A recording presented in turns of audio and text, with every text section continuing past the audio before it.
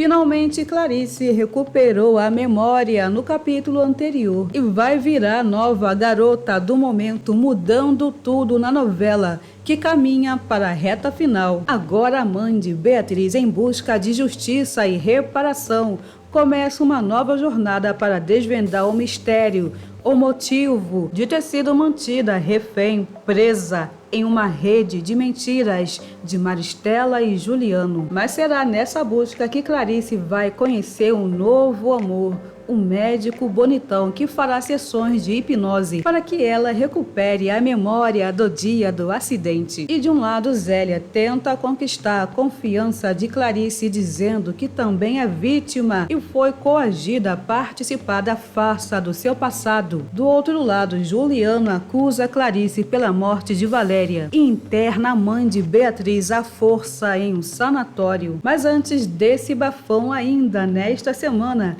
Maristela está provando do próprio veneno, sendo dopada por Juliano e Zélia do mesmo jeito que ela fez com Clarice durante anos. E enquanto Zélia busca vingança, Juliano prova que é mesmo um mimadinho ganancioso. Acontece que os espertalhões sofrem o contra-golpe de Basílio, que mais esperto se torna o novo dono da perfumaria carioca. Aguenta aí que já te conto essa fofoca. Porque antes disso, no comecinho da semana, Beatriz pensa estar vivendo um sonho ao ver Clarice eufórica, lembrando de tudo, quase tudo. Na cena de forte emoção, Clarice fala que se recorda do dia em que Beatriz nasceu, ali naquela mesma casa, com a ajuda de Carmen. E apontando para o sofá, ela diz que foi naquele mesmo sofá em que deu de mamar pela primeira vez para sua filha, na companhia de Antônio, seu querido marido que faleceu jovem demais. E nesse momento, Clarice, com as memórias recuperadas de uma Beatriz com apenas 4 anos, agora se dá conta de que perdeu grande parte da vida de sua filha e se ajoelha implorando pelo perdão de Beatriz, pedindo perdão por não ter voltado para a vida dela, perdão por ter esquecido da filha e perdão por ter tratado Beatriz tão mal quando ela contou a verdade sobre o seu passado. E na cena que promete ser de forte emoção, Beatriz declara o seu amor por Clarice e finalmente diz com orgulho que ama Clarice, a sua mãe.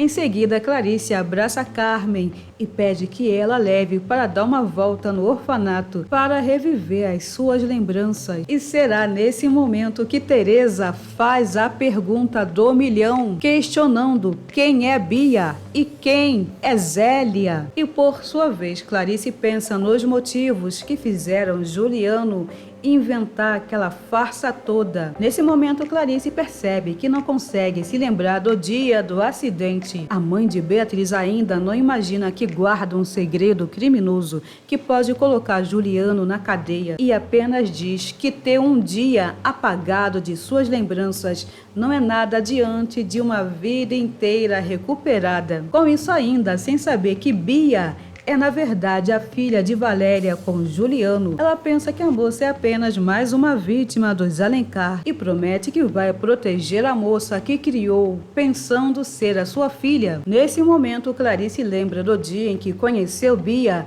ainda uma bebê. Ela fala que acordou no hospital depois do acidente e a única coisa que lembrava é que tinha uma filha chamada Beatriz e lamenta por não conseguir lembrar do rosto de sua filha, mas se lembra exatamente do rostinho de Bia, ainda bebezinha, quando Juliana apresentou a criança como se fosse a filha dela. Já da falsa irmã, Clarice se recorda que Zélia era a secretária de Maristela e com certeza deve ter levado uma boa grana para participar daquela farsa que apagou o seu passado e a afastou de sua filha Beatriz durante anos. E por sua vez, Beatriz fica preocupada quando Clarice fala que precisa saber do motivo, do porquê de ter sido mantida refém da família Alencar e por isso decide esconder de todos que recuperou a memória até desvendar aquele mistério.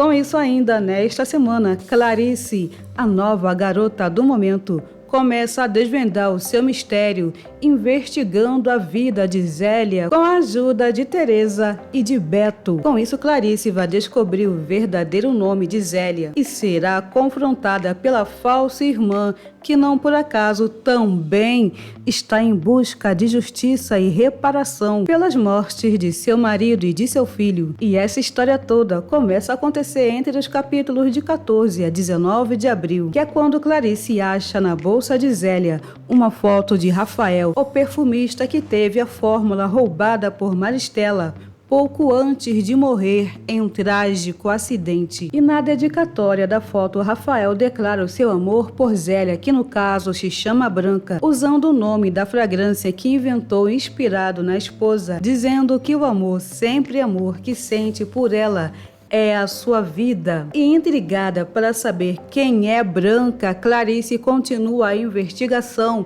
para descobrir quem é a falsa irmã. Com isso, nada boba, ela decide invadir o apartamento de Zélia em Copacabana. E no local, fica de boca aberta ao encontrar vários sabonetes do amor, sempre amor, mas logo também encontra objetos pessoais, incluindo uma conta de telefone com várias ligações para Minas Gerais. Com isso, nada boba, Clarice pede que Beto use as suas habilidades como jornalista para descobrir com quem Zélia anda falando. E logo em seguida, a destemida anuncia que vai fazer uma viagem com Teresa e vai até Minas Gerais, em uma verdadeira viagem no túnel do tempo para descobrir o passado de Zélia. Clarice e Teresa vão fingir ser agente do censo para fazer diversas perguntas para Mônica, a ex-cunhada de Zélia. Com isso, no local, Clarice vai descobrir que Zélia, na verdade, se chama Branca, e assim como ela, também é uma viúva. Mas não demora para Zélia ser alertada por Mônica